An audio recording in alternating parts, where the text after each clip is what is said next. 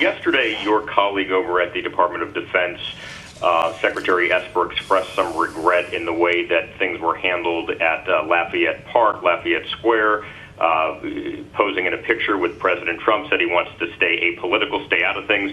As you mentioned, you had this job in 1992. You saw this during the Rodney King riots.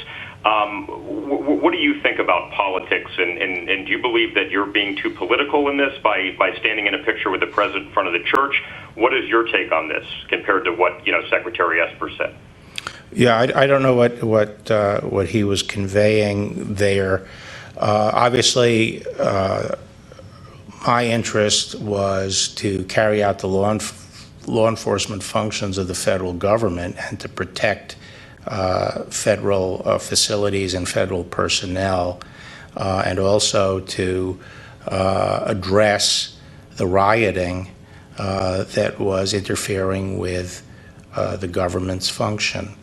And that was what we were doing.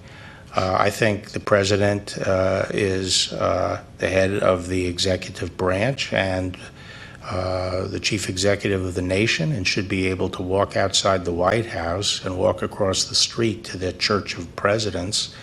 I don't necessarily view that as a political act. I think it was entirely appropriate for him to do.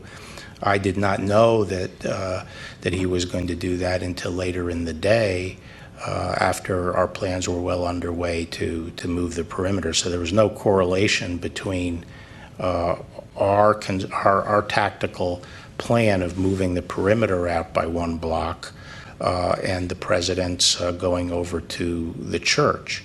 The president asked members of his cabinet to go over there with him, the 2 that were present, and I think it was appropriate for us to go over with him.